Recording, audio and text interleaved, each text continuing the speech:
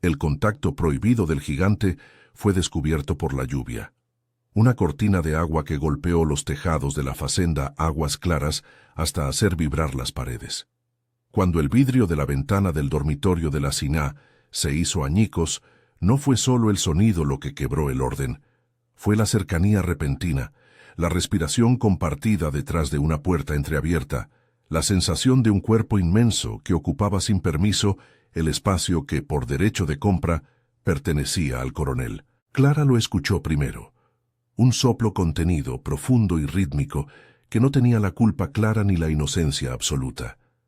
La mano de Batu, caliente y húmeda, sobre el borde de la cama, acercó al mundo un peligro que había existido en la facenda desde antes de que ella recordara su nombre. La noche olía a tierra removida, a humo lejano de la cocina y a la humedad que se pega a la piel. La tormenta rugía como si quisiera llevarse la vergüenza del techo. El rayo, al caer, iluminó por un segundo la sombra de un hombre cuya estatura parecía desafiar las sombras mismas. En ese parpadeo la Siná sintió que su cuerpo recordaba algo que su voz se negó a nombrar. Si te gustan las historias del Brasil imperial, suscríbete.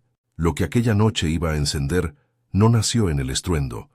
Había venido acumulándose en semanas que parecían, a posteriori, prepararlo todo con la precisión de una trama tejida a escondidas. Antes de que la lluvia hiciera su confesión pública, hubo miradas que se rozaron en el jardín, manos que rozaron sin quedar registradas, palabras que quedaron a medias sobre el río. Todo ello, junto con la sombra vigilante del coronel Ignacio Tavares da Silva y el rumor cotidiano de los sirvientes, compuso la atmósfera en la que se abalanzaría lo prohibido. Batu llegó a Aguas Claras en un carro cargado de silencio.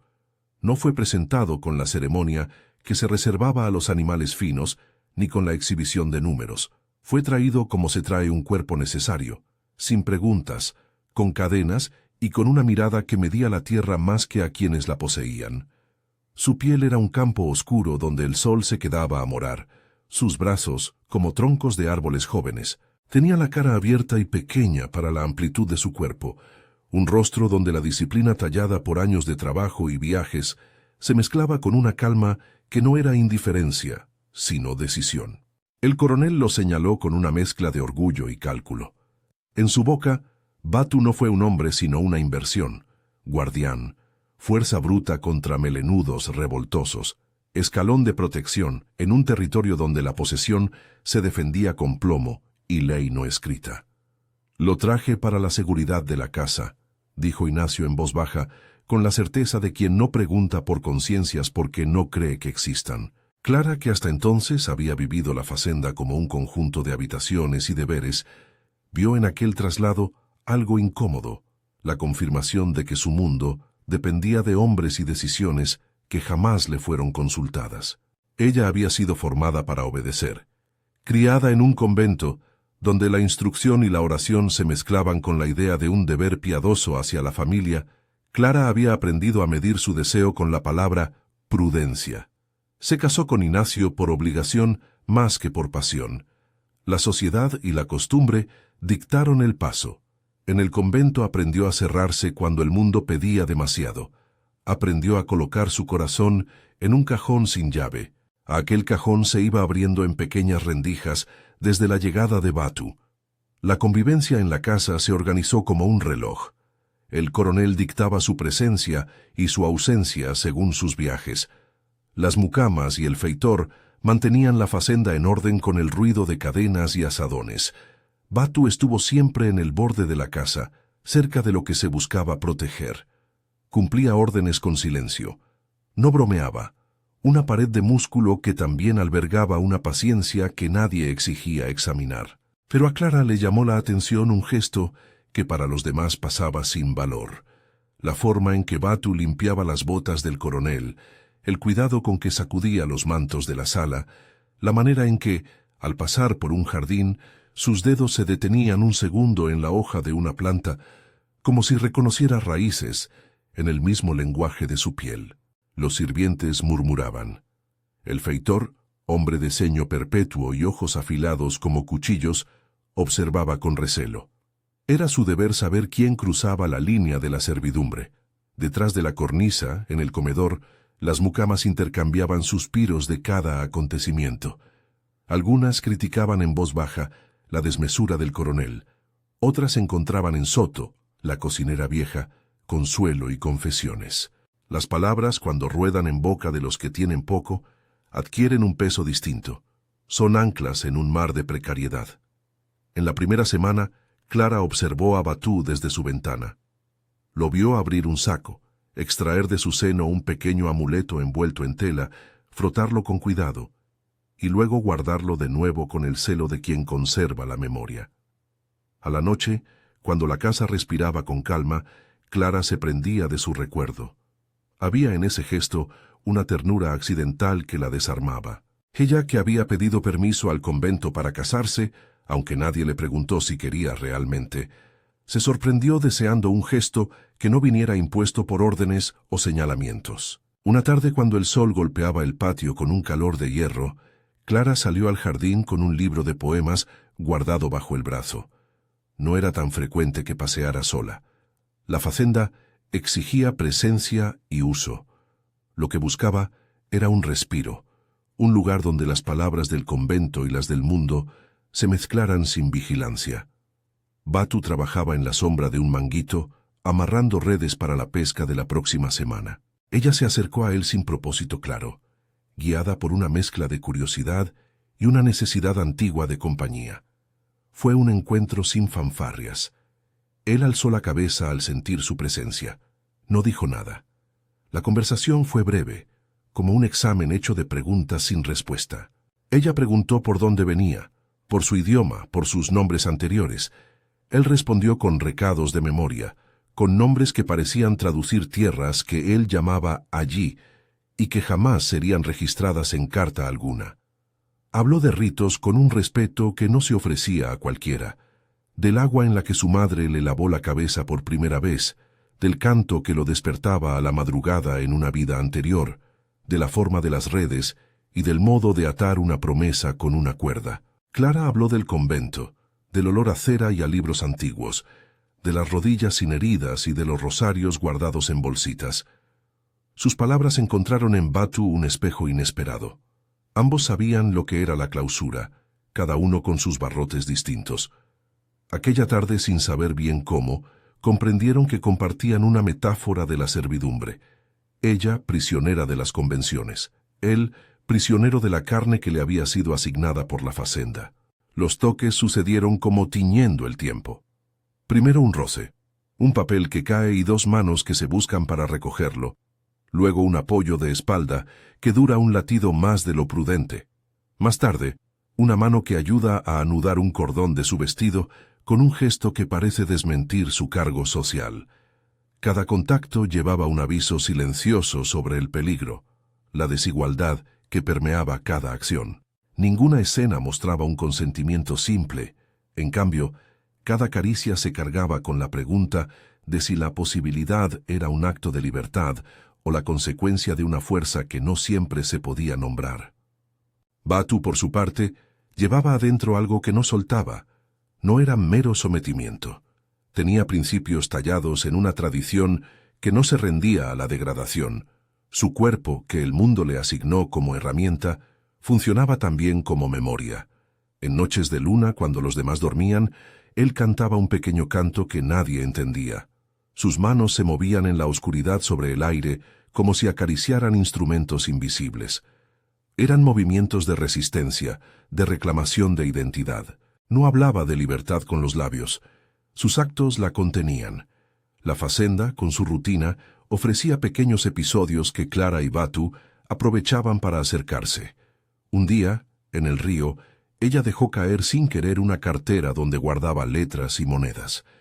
Batú, que cuidaba la margen, se zambulló sin dudar para recuperarla. Al emerger, el agua ensortijó su túnica, pegando la tela al cuerpo, y la sina lo miró sin articular palabra. En ese instante, el reflejo del sol sobre el agua les regaló una desnudez distinta. No la carnal, sino la que revela la verdad de quien salva a quien sin que medie un elogio nobiliario. La que muestra que un gesto cualquiera puede ser para algunos la mayor de las dádivas.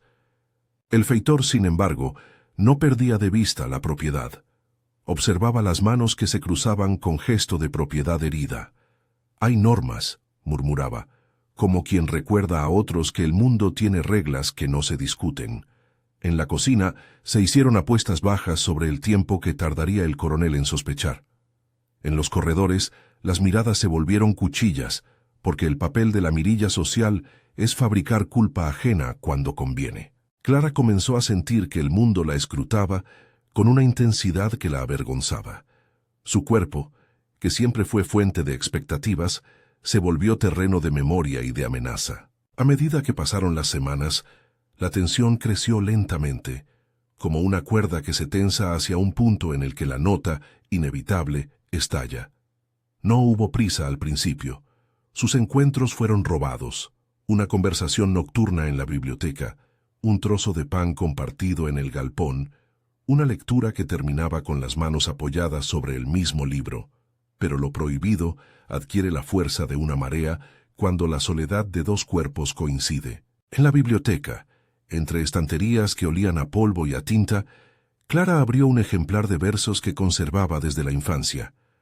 Batu se quedó en la puerta, apoyando la mano en el marco, como si temiera entrar y romper algo irreparable. Ella pronunció un verso en voz baja, sin intención de traducirlo a ningún deseo, y él respondió con una sonrisa que fue más una exhalación. El mundo alrededor se volvió un telón silencioso. Aquel instante les enseñó que la palabra podía ser un puente, pero el puente, por su naturaleza, seguía siendo frágil. No todo en la facenda era conspiración. Hubo días de trabajo duro y silencioso, labores compartidas que parecían imponer un consentimiento tácito. Batu enseñó a los muchachos a amarrar las redes con un método que hacía menos agotador el madrugar. La gente se acostumbraba a su presencia, hasta el punto de aceptar su fuerza sin preguntarse por su historia. En la cocina, la cocinera Soto trataba a Batu con una mezcla de recelo y compasión. Le ofrecía trozos de carne en exceso y le daba consejos sobre cómo cuidar la piel en el sol. Eran gestos cotidianos que también construían afecto, pequeñas resistencias a la deshumanización estructural que los rodeaba. Clara, cada vez más cercana a la facenda en su intimidad, empezó a moverse en un terreno que la asustaba más de lo que le gustaba admitir. En el silencio de su cuarto, cerraba las ventanas y escuchaba el aguacero. Algunas noches acariciaba el hueco de su vientre y sentía una nostalgia indefinida, como si anhelara algo que nunca fue suyo. Otras veces, al tocar la mano de Batu, un contacto inadvertido al recoger la taza que él le entregaba, la sensación era de traición y de verdad al mismo tiempo. Traición hacia un esposo que cumplía su papel, verdad hacia un cuerpo que comprendía la diferencia entre ser protegida y estar prisionera. La única vez que Clara preguntó directamente a Batu por qué no huía, él respondió con una historia breve sobre la palabra de su madre. «Huí 2 veces en mi vida», dijo, con la mirada fija en un punto donde los árboles parecen resolver sus problemas sin hablar. La primera vez para salvar a mi hermano de la sequía, la segunda para no avergonzar a quien me enseñó a sobrevivir. Sus palabras no eran melodrama, eran medidas. Para él, la idea de huida no era un canto romántico, sino una decisión calculada. Huir significaba exponer a los suyos al peligro, dejar un vacío que otros llenarían con violencia. La resistencia de Batu tenía, pues, la forma de sacrificio. Había noches en que la facenda parecía un organismo que respiraba en conjunto, el ronquido distante del coronel en su despacho, el susurro de las palmas, las voces de los que dormían en distintas dependencias. En una de esas noches, el tiempo se comprimió de tal manera que los cuerpos encontraron un asiento compartido frente a la fragilidad del cielo. La tormenta que había aparecido en el umbral de la historia no fue sorpresa. Había sido anunciada por el olor en el aire, por las nubecillas que se pegaban al horizonte como cortinas de teatro. Pero aquella noche, la violencia del viento fue más que un fenómeno atmosférico, fue la metáfora viva de todo lo que estaba por quebrarse. El cristal de la ventana cedió, y con él la apariencia de seguridad. Un árbol viejo, testigo de generaciones, se desplomó con un gemido que atravesó la casa. Batu, que velaba las dependencias como si su cuerpo fuera una puerta, estaba allí. No dudó. En el instante en que la madera cayó y el ruido llenó la habitación, su figura se interpuso entre Clara y el peligro. La sacó de la cama, la cubrió con su cuerpo y la llevó a un rincón más seguro como si fuera la única cosa a proteger en el mundo. El abrazo fue primero técnico, su pecho contra el suyo, respiraciones sincronizadas, manos que sostienen. Luego el calor hirvió por razones diversas: miedo, alivio, cercanía. No hubo personajes que dictaran el acto con nombres claros esa noche. Hubo, en cambio, un intercambio de fuerzas. La facenda exigió su cuota de piedad, la vida cobró su precio y el deseo, que había dormido bajo la alfombra de la costumbre, se levantó. La consumación fue breve y profunda, no una bestia sino un rito. No describo sus extremos, porque la intención no es registrar mecánica, sino la manera en que el mundo cambió de tono después de aquello. Cuando la respiración se calma y las gotas aún gotean en la ventana rota, hay un silencio más pesado que el anterior, el silencio del secreto. La madrugada encontró a Clara temblando, con la camisa ajada y una sensación nueva en la boca del estómago. Batu se quedó a su lado hasta que el primer hilo de luz prometió acostar la noche. No hubo palabras, no eran necesarias. Aún así, las miradas lo dijeron todo: miedo, deseo, culpa. Ambos comprendieron que en ese acto había algo que no podría borrarse con oraciones ni con el tiempo. Una huella que se expandía más allá de su carne. El problema es que en la facenda no hay huellas que no sean examinadas por ojos ajenos. Las marcas que importan son las que otros deciden leer. Los días siguientes estuvieron llenos de podredumbre moral, mirada pública y una decisión tácita de silencio. El coronel, sorprendentemente, tardó en regresar. Sus viajes eran largos, sin explicación precisa: negocios, cabalgatas, asuntos que se decían del campo y que nadie osaba preguntar. La ausencia prolongada le sirvió a Clara como un interludio de respiración, pero la calma era una tregua frágil. Mientras tanto, la facenda siguió su curso. Labores, cosechas, visitas esporádicas de vecinos, ferias de ganado donde el rumor se alimentaba de miradas fugaces. Una tarde, al preparar la cena, Clara notó que su cuerpo respondía de forma distinta. Un mareo sutil, una náusea que no obedecía a comida en mal estado, una curva en su vientre que parecía guardar un secreto. Intentó ignorarlo, le atribuyó la culpa al exceso de trabajo o al estado anímico. Pero las noches la devolvían a la sensación del abrazo de Batu, al calor que había intercambiado con miedo y con algo que no tenía nombre. Comprender pasó por aceptar que el pasado había dejado una señal con vida propia. Se visitó a la curandera de la facenda, una mujer de manos curtidas que estaba más vieja que la memoria, con discreción. Las mucamas hablaron en susurros, los corredores guardaron silencio. La curandera, sin ser muy dada a las palabras prolijas, miró a Clara con ojos que no necesitaban romanticismo. «Alguna semente ha quedado», dijo, empleando un término que evitaba la crudeza de las explicaciones. No explicó leyes, no prometió milagros. Se limitó a señalar la realidad biológica. Había una posibilidad que cambió la configuración del riesgo. La noticia, por supuesto, no podía quedarse en la facenda sin producir ondas. Clara y Batu tuvieron que decidir qué clase de verdad iban a sostener.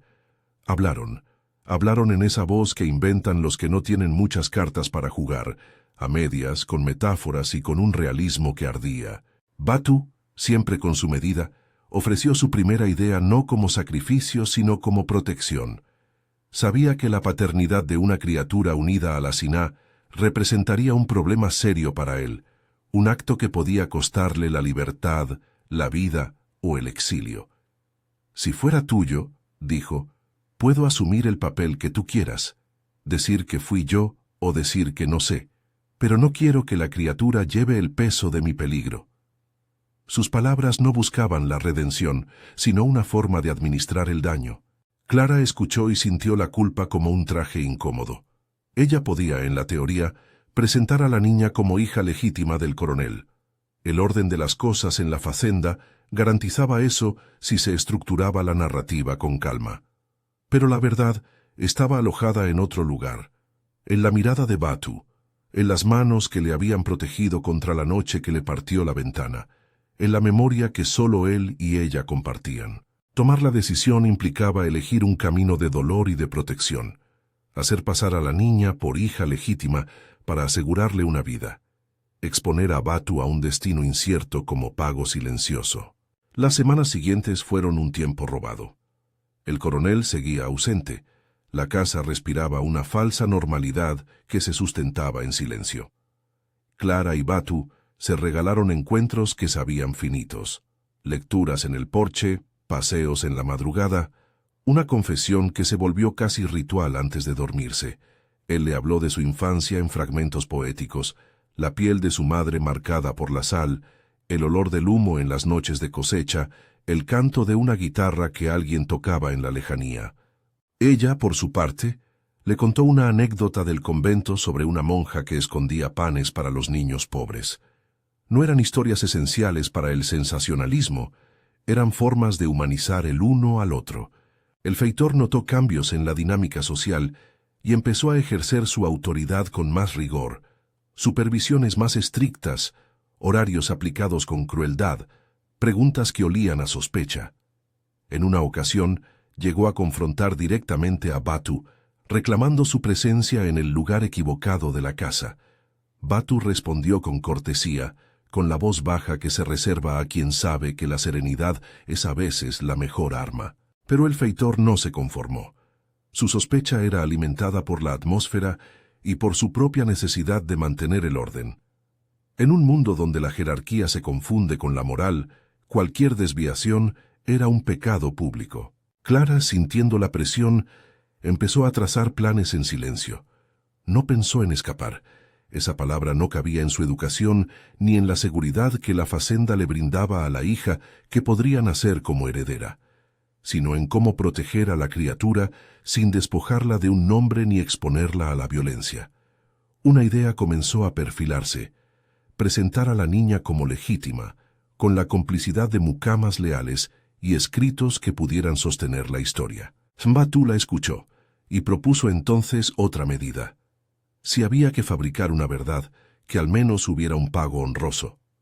Si es necesario, me alejaré, dijo.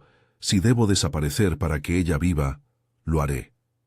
En su voz no había tragedia teatral, sino la severidad de alguien que calcula el precio de su propia libertad. Esa proposición puso sobre la mesa la más feroz de las desigualdades.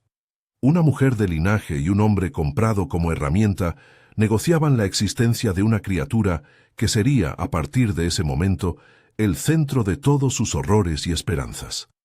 La noche se volvió una especie de tribunal donde no había jueces. Clara sabía que aceptar implicaba una pérdida de sí misma. Negarse significaba la exposición de Batu a castigos que nadie podía prever. Era una decisión que se movía entre el deber maternal, la supervivencia de la niña, y una deuda moral con el hombre que la había salvado. Mientras esto ocurría, la facenda procedía con sus rutinas: caballos que relinchaban, jornaleros que regresaban sucios, la pesada cadencia del molino que molía el maíz. La vida material siguió, se sembraron y recogieron frutos, hubo fiestas menores para agradecer cosechas, y la visita de un médico de pueblo que examinó a los criados fue ocasión para murmullos. Todo eso creó un telón de fondo que hacía más difícil discernir la verdad. La existencia de una criatura no podía paralizar la máquina social, pero sí alterarla en lo profundo. La tensión acumulada encontró su final provisional en un acto de generosidad práctica. Batu, sabiendo que su presencia podía ser la mayor amenaza para la seguridad de la niña, empezó a hacer arreglos. Habló con hombres de confianza en el monte, dejó dinero protegido, el precio que había logrado ahorrar en años, y trazó un plan de huida que no implicara violencia abierta. Su decisión de marchar no fue un exilio impulsivo, fue una maniobra calculada para que la niña tuviera una vida sin el peso de un nombre que el mundo podría usar en su contra. Aún así, su marcha no era un sacrificio simple. Irse significaba renunciar a ver crecer a la criatura, a la que había dado vida con la Siná en la noche de la tormenta. Cuando todo pareció haber encontrado una solución provisional, el horizonte volvió a oscurecer. Rumores de un pronto regreso del coronel circulaban dificultosamente, como rumores sobre tormentas inminentes que uno quisiera creer que no son ciertos. La casa se tensó otra vez. Clara, al borde de una decisión que iba a desgarrarla, se refugió en un silencio que no era protección, sino agonía. El cuerpo que llevaba en su vientre, la marca indeleble del contacto prohibido del gigante, se convirtió en una presencia que no aceptaba medias tintas. Cada paso que daba en los corredores parecía resonar en la conciencia colectiva de la fazenda. Las puertas cerradas, las miradas que se deslizaban, los cuchicheos que empezaban a ganar forma. El momento que cerró este tramo de la historia fue simple y terrible. Una mañana, al mirar por la ventana del corredor, Clara vio algo que hizo que su corazón se detuviera. Batu, en la distancia, recogía sus pertenencias con la calma de quien no buena, tampoco se dispone a huir precipitadamente. No buscó escándalo, no gritó. Caminó hasta la cocina, tomó una taza de café y dejó que el vapor le devolviera la temperatura a las manos. Ella, que lo observaba desde la penumbra, sintió que el tiempo le mostraba la frontera final entre la renuncia y la esperanza. Las decisiones estaban tomadas en el silencio, pero la fazenda, con su bucle de vida y muerte, aún no había designado quién pagaría el precio. En ese instante, con el coro de la vida cotidiana retomando su ritmo y el rumor del regreso del coronel como una sombra que se acercaba, Clara comprendió que el contacto prohibido no había sido un simple error ni una noche para olvidar. Era una fisura en el tejido de su existencia que abriría por fuerza una herida mayor, la de tener que elegir entre la verdad y la seguridad, entre la memoria y la supervivencia. La lluvia de aquella primera noche aún colgaba en el aire como si en gotas que no terminaban de caer se escribiera lentamente la tinta de una historia que no admitía finales sencillos. Batu partió antes del amanecer, como habían acordado, sin pronunciar todas las palabras que su peso hacía innecesarias. No hubo escena pública ni llanto que hiciera espectáculo. La fazenda no comerciaba con gestos sinceros. Solo un hueco en la cocina, un hueco en la cama de la Siná, un hueco en la rutina que nadie supo nombrar. Clara lo vio salir con el amuleto envuelto en tela, el mismo que tantas noches había mirado desde su ventana, guardando en la garganta una pregunta que no se atrevía a formular. Él pasó por delante de ella, la mirada militar, la espalda recta como una columna que no quería derrumbarse frente a la multitud de daños acumulados. Clara sintió que perdía algo más que a un hombre, perdía la posibilidad de tomar la decisión que a ambos convenía sin convertir su vida en fuego y acusación. Durante semanas, Batu se movió entre sombras que no tenían la solemnidad de un destino noble. Habló con hombres de montes, con parientes de rutas antiguas, con quienes en los límites de la fazenda trabajaban y conocían caminos que no figuraban en mapas de quien manda. Dejó un poco de dinero en manos de un marinero amigo que sabía cómo cruzar ríos sin ser visto. Dejó instrucciones sobre quién podría recoger a un niño si fuera necesario. Pronunció nombres y lugares como llaves que perdieran el brillo en conjunto. Nada de esto era heroísmo escénico.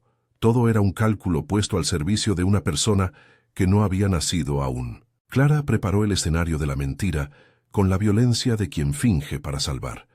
Pidió discreción a Soto, quien aceptó con la gravedad de quien sabe que los favores más grandes se pagan con silencio. Hizo que las mucamas repitieran historias sobre las visitas del coronel, las noches en que había dormido en la casa, los almuerzos en que la pareja había mostrado un gesto de cariño que podía ser convocado como prueba. No fueron documentos, no fueron testamentos, fueron narrativas cosidas con voces humildes pero creíbles, con la facilidad social de quien conoce el precio de una reputación. Clara no forzó la paternidad del hombre que la compraba con títulos y sí con su presencia. Transformó la verdad en una costura que, para la niña, sería una salvaguarda. El coronel regresó en una tarde templada, el olor a pólvora en la barba, el orgullo en la mirada. Trajo consigo papeles de contabilidad, cuentas de viajes, el tono de quien piensa que los negocios son la única forma de la rectitud.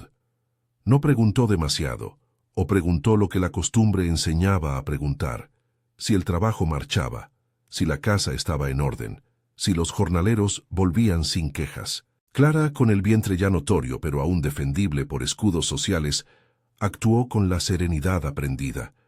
Lo recibió con una sonrisa que no llegaba a la garganta, con un gesto que simulara la normalidad. Al principio el coronel no vio lo que otros murmuraban, o quizá vio y no quiso ver. En la facenda la miopía del dueño es a menudo una decisión práctica, un mecanismo de protección del propio estatus. El nacimiento de Ana fue una mezcla de alivio y de nueva encerrona. Una criatura que llegaba blanda y decidida a dividir destinos fue ofrecida a la facenda como su heredera, con la rúbrica tácita de que adoptarla como legítima era un modo de mantener la máquina intacta. Clara miró a la niña, a ese rostro que combinaba rasgos de ambas vidas, y sintió la certeza de que había obrado bien. Cualquier alternativa implicaba peligro real para Batú y para la criatura. El llanto de Ana fue, para muchos, un acontecimiento doméstico. Para Clara, fue una sentencia que la ataba a una verdad que guardaría sola. Batú se marchó la noche anterior al parto. Su despedida fue un gesto pequeño. Apoyó la palma de su mano en la frente de la niña sin palabras que pudieran alterar lo pactado. Clara le susurró promesas que sonaban a condena, a un futuro que solo la imaginación podía sostener. Cuando la luz blanqueó las tablas del camino, Batú ya no estaba. Su ausencia fue una herida que la facenda aprendió a ignorar con la eficiencia de quienes practican la anestesia social. Las mucamas cerraron las puertas, el feitor limpió las manchas de la estancia con la indiferencia de quien evita preguntas peligrosas, y la vida siguió. Los años que vinieron después del nacimiento fueron una crónica de ocultamiento y de pequeñas negociaciones.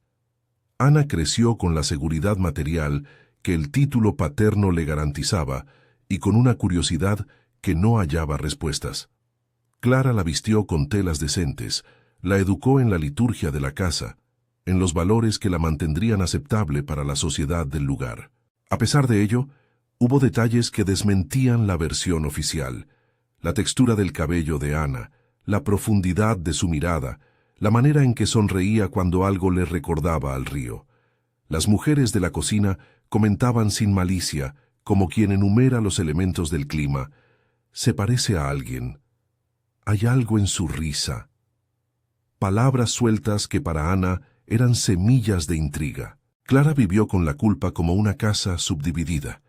En el día cumplía su rol con diligencia. Por la noche repetía en secreto la historia de su deseo, como si narrarla una y otra vez fuera la forma de exorcizar la falta.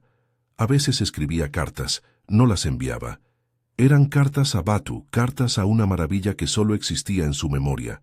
Las colocaba en una caja debajo del banco, una caja que olía a madera y a libro húmedo. En esas cartas relataba el crecimiento de Ana, los primeros pasos, la primera palabra, la manera en que su risa le recordaba a la de él. No pedía retorno. Pedía, quizás, una absolución que no podía obtener en un mundo donde la absolución era privilegio de los poderosos. Batú, por su parte, vivió en los márgenes del mapa y del alma. Encontró refugio en comunidades que conocían el modo de esconder hombres sin necesidad de heroísmo. Marunajes, pequeñas redes de solidaridad que aceptaban a quien llegaba con reputación rota, pero con la dignidad intacta. Trabajó con los suyos, enseñó su método para amarrar redes, cuidó niños ajenos, volvió a cantar en las noches. Sus manos se llenaron de cicatrices nuevas, de marcas que el trabajo deja y de señales que el tiempo imprime. De vez en cuando, en la orilla de un río que no era el de Aguas Claras, sacaba el amuleto y lo olía para sostener el hilo de una vida que, por razones de prudencia, había decidido no mostrar. Las noticias viajan despacio en las selvas de la facenda, pero viajan. Al principio hubo rumores triviales. El coronel había hecho negocios en otra ciudad. Una disputa con un hacendado vecino había crecido. Luego vinieron rumores con más filo, que el coronel había enfermado, que su humor era peor, que la vejez lo había endurecido. Nadie afirmó con certeza. El tiempo, en esos asuntos, es un tribunal que no dicta sentencias, sino que convoca susurros. Clara envejeció junto a Ana, manteniendo en secreto el molde de su maternidad verdadera. Enseñó a la niña a leer los libros que ella había guardado desde el convento, a coser con paciencia, a mirar el mundo con curiosidad contenida. Ana aprendió de la facenda su posición, pero también adquirió preguntas que ninguna etiqueta podía domar. Hubo pequeñas resistencias en la facenda que no merecieron crónicas, pero que cambiaron el paisaje de vidas. Soto murió a los 72 años, con la boca partida en un suspiro que pareció unir agradecimiento y desdén. En su lecho, dijo a Clara cosas en voz baja, sin teatralidad. Cuida a la niña, fue todo. El feitor envejeció con sus rencores. Su autoridad fue desafiada por otros hombres más jóvenes, menos atados al pasado. La casa perdió su brillo de antes, y ganó algo que no se llamaba paz, una rutina menos monolítica. El coronel, según los rumores, sufrió un accidente indefinido, o quizá una enfermedad. Nadie se ponía de acuerdo. Su ausencia prolongada cambió la facenda como si un animal grande hubiera abandonado su jaula. Los espacios se adaptaron, las voces mudaron su timbre. Pero la verdad verdadera, la que Clara guardaba, permaneció sellada. En esos años Ana creció y desarrolló la inquietud que define a los que no encajan del todo. Le gustaba el río, le gustaban las historias de los trabajadores del campo, le gustaban los versos que su madre le recitaba en las noches de lluvia. Tenía un carácter elástico, la firmeza heredada de la madre y la curiosidad que parecía remontar a su padre. Cuando preguntaba, Clara respondía con retazos que reparaban como podían. Tu padre viaja mucho. El coronel te quiere. No añadió más porque no quería destruir la estructura que había construido. Pero hubo momentos en que Ana captó un gesto, una historia, y entendió que las vidas son más complejas de lo que las versiones oficiales permiten. 20 años son muchos, y a la vez no lo son. Son la distancia que permite que las heridas cicatricen y que las verdades vuelvan con un aire distinto. Cuando Batu decidió volver, no fue por la certeza de un castigo vencido, ni por la ilusión de reclamar lo que el mundo negaba. Volvió porque la vida de su hija le pesaba de modo distinto. En la ausencia, aprender a amar es un trabajo que no siempre exige presencia física.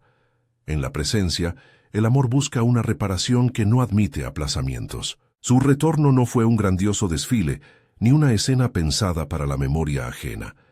Llegó en una mañana en la que el viento traía olor a tierra mojada y a madera caliente.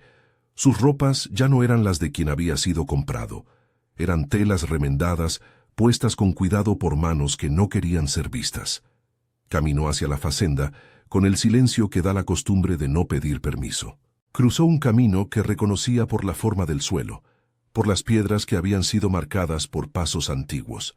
Sobre su pecho llevaba el amuleto, ya gastado, que le recordaba la promesa de que volvería si la necesidad de la niña era grande. Clara estaba en el porche cuando lo vio por primera vez. Su cuerpo, a esas alturas, llevaba la huella de muchas noches de desvelo. Su rostro mostraba la gravedad de alguien que había sabido sacrificar sin espectáculo. Cuando Batu apareció en la distancia, algo en la forma en que el aire se movía la obligó a contener la respiración. Por un instante, la facenda entera pareció reconocer una deuda antigua. La sombra del gigante había vuelto a su frontera primera. Ana, que ya era mujer joven, se encontraba en el jardín recogiendo flores para la mesa. No imaginó que aquel día su destino se desplegaría de manera tan directa. Cuando se acercó a Batu, reconoció en él una figura que sus sueños habían tanteado, pero que nunca había conocido en carne y hueso. Había en su rostro la marca del tiempo, líneas, cicatrices, la evidencia de un camino duro. Pero también había una mirada que la atravesó con una familiaridad que la sorprendió hasta el vértigo. Los primeros segundos fueron de confusión pública.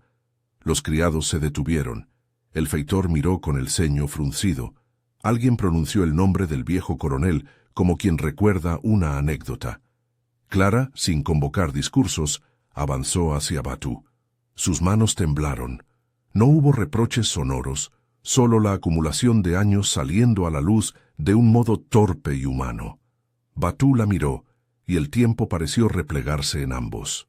No fue una escena cinematográfica. Fue la contabilidad de años que recalculan de golpe un saldo pendiente. Ana los observó como quien mira una pintura que tiembla. Sentía en el pecho una mezcla de algo que no sabía nombrar, una esperanza, un temor, la curiosidad de quien ha vivido entre certezas fingidas. Clara sostuvo a Ana con una mano, como si quisiese protegerla del golpe de la verdad, y con la otra buscó a Batu, como quien busca la verdad en el único lugar que puede reconocerla. Cuando Batu habló, su voz fue una mezcla de calma y de urgencia. «No he venido a pedir permiso», dijo. «He venido porque no puedo saber de otra manera. Quería ver». No ofreció explicaciones largas. Sus palabras estaban medidas como siempre lo habían estado. Ana sintió el latido de la posibilidad como una corriente fría. Aquel hombre, que no era un fantasma, existía y quería existir cerca de ella. Clara palideció por un momento y recordó las cartas que ya no tenía el coraje de enviar. El aire se volvió denso. Algunos trabajadores cruzaron miradas, otros buscaron excusas para no mirar. El rumor se encendió con la velocidad de las llamas pequeñas. El feitor acudió pronto, con una energía que pretendía autorizarse por el mando. Quiso expulsar al visitante por la estricta razón del orden. Batu no opuso resistencia. Su autoridad no provenía de títulos, sino de la decisión propia. Habló con el feitor en voz baja, con la cortesía de quien sabe que la serenidad es a veces la mejor defensa. Mientras hablaban, Ana se acercó y se plantó entre ambos como si la verdad necesitara una figura que la sostuviera. «Si eres quien dices ser», murmuró ella sin alzar demasiada la voz, «al menos déjanos escucharlo. Yo decido». Fue una frase que desarmó a los presentes por su simpleza. La decisión de la hija, decir «yo decido», quitó al feitor la solemnidad de quien manda por tradición. No hubo fuerza física, hubo una autoridad íntima que solo la sangre y la curiosidad sabían conferir. El feitor, molesto, se quedó a un lado con la apariencia de quien cumple su deber mientras se guarda el derecho a juzgar. Clara, que había pasado años aprendiendo a disfrazar la verdad, ahora se vio obligada a ponerla en voz alta. Sus palabras no fueron un drama ni un himno, fueron un acto contenido, como la declaración de alguien que teme el precio del sinceramiento. «Es él», dijo. «Es él quien estuvo conmigo aquella noche. Es quien salvó mi vida. Y es padre». La frase cayó con la misma insistencia de una cosecha despertada. Hubo quien se exaltó, quien se escandalizó, quien bajó los ojos por pudor. Para Ana, todo se volvió una pregunta que pedía respuesta de inmediato. Miró a Batu, que la observaba con una mezcla de timidez y de una extraña tranquilidad. La vida le permitió plantear una posibilidad que no se asemejaba al reclamo, sino a la tentativa de construir. «Si quieres conocerme», dijo Batu, «camina conmigo. No prometo nada que no pueda cumplir. No pido tu perdón ni tu cariño de inmediato. Solo quiero estar». Ana, que había llevado preguntas durante tanto tiempo, se quedó en silencio. No fue una decisión impulsiva. Luego, con la seriedad propia de quien mide la vida, asintió. Caminó al lado de aquel hombre que había sido mito y rumor, y por primera vez notó la cercanía de una persona que no era una idea sino un cuerpo que caminaba. Clara los siguió, con la sensación de que el tiempo entre ellos se reorganizaba. Los días después del reencuentro fueron un aprendizaje sin guión. Batu no pretendió recuperar el tiempo perdido con grandes declaraciones. Se integró en la facenda con la paciencia de quien sabe que la confianza se gana con actos, no con proclamaciones. Trabajó en las tareas que la facenda le ofreció, enseñó a los jóvenes la técnica que conocía, cuidó de Ana con la discreción de quien no quiere secuestrar su libertad. A veces se sentaban los tres en la cocina y hablaban en voz baja. Otras veces Batu y Ana caminaban al río y dejaban que el paisaje llenase los silencios. No todo fue armonía. Hubo resistencias sociales fuertes, vecinos que miraban con desdén, hombres que tanteaban la autoridad que un padre verdadero podía exigir. También hubo la sombra del pasado, viejas deudas, promesas incumplidas, traumas que no se mitigaban con la sola presencia. Clara, que vio su vida reconstruirse con fragmentos, también vivió el miedo de las represalias, del escarnio público. Pero en el núcleo íntimo, algo cambió. La verdad por más inconveniente que fuera, dejó de ser una carga que solo una mujer había de llevar. Con el tiempo la facenda cambió de forma. Las costuras del poder se deshilacharon con la vejez de quien mandaba y con las nuevas generaciones que no veían el mundo con las mismas certezas. Hubo quienes intentaron recriminar a Clara por su pasado. Hubo quienes la defendieron. Ana, en la medida en que su identidad se consolidó, supo tomar decisiones por sí misma. Estudió con maestros del pueblo, aprendió a leer más allá de los libros domésticos, se interesó en las vidas que antes eran solo telón de fondo. Su relación con Batu se fue modulando en formas complejas. Hubo cariño, reconocimiento, preguntas sin respuestas. Batu, envejecido y con las manos gastadas, encontró en Ana un vínculo que no buscaba borrar el pasado, sino resignificarlo. No reclamó títulos, ni pretendió ser lo que el mundo impone. Fue la figura que acompañó, que habló de su infancia con ocasionales historias que no pedían aplauso, que le contó de su madre y del canto que aprendió. En una noche de luna, junto al manguito donde tantas veces habían conversado, Batu dejó que Ana escuchara una canción en su lengua, una pequeña pieza que hablaba de ríos y de raíces. Ella, con atención solemne, dejó que las palabras la tocaran. Encontró en esos acordes un lazo.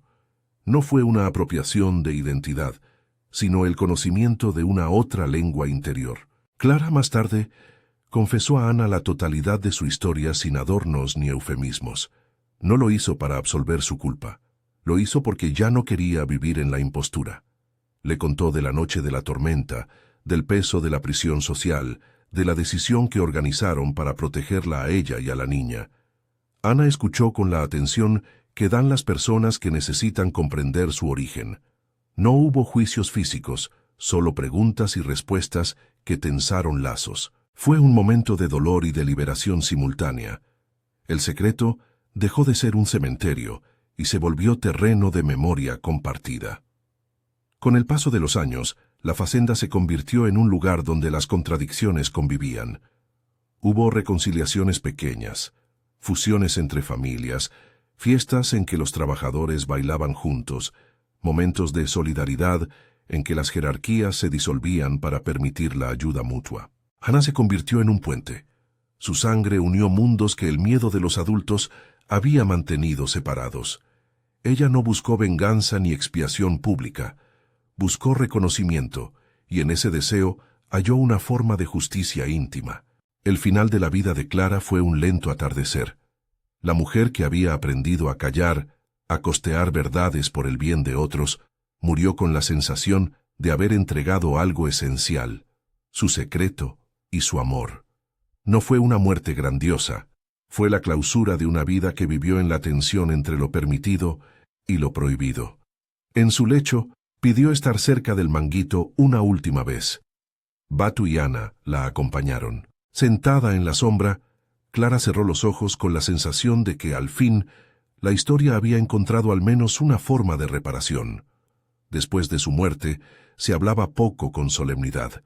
La facenda, que fue testigo de amores ilegítimos y de silencios heroicos, continuó su ritmo. Pero algo había cambiado en la memoria colectiva. El nombre de Batu dejó de ser ese rumor que se dice a media voz. Se pronunció en mesas, en orillas de río y en capítulos familiares. Fue un reconocimiento tardío y parcial, pero fue. La muerte de Clara no fue la clausura de la historia, sino su transición a otra forma.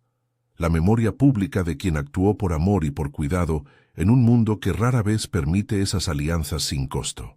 Años después, Ana, ahora madura, decidió hacer algo que su madre nunca había podido: contar su historia con serenidad. Invitó a los vecinos a una tarde de recuerdo donde la voz no tuviera la intención de juzgar, sino de narrar. Habló de su infancia, de las historias de Soto, de la música que Batu le enseñó, de los versos que su madre le recitó. No buscó venganza contra quienes habían construido el orden. Buscó, más bien, nombrar y dar lugar a una historia que antes había sido sombra. Batu vivió lo que le tocó vivir. Trabajó, envejeció, vio crecer a Ana. Aprendió a tomar descansos que antes no se permitía. Cuando se presentó la oportunidad de recuperar el amuleto que había dejado enterrado en un rincón del monte, Lo hizo con la sensación de que las cosas no se limpian con un objeto, sino con la verdad. En una pequeña ceremonia familiar, plantaron un árbol en la ribera del río, no para borrar el pasado, sino para recordar que algo nuevo puede crecer de la memoria bien cuidada. Ana, con las manos en la tierra, sintió que plantaba más que un árbol. Plantaba la posibilidad de un futuro que no niega el pasado. El contacto prohibido del gigante dejó una huella ambigua. Fue tragedia y resistencia, fue deseo y cálculo, fue sacrificio y ternura. No pretendió transformar el sistema que lo permitió, no buscó redimir la institución que lo hizo posible.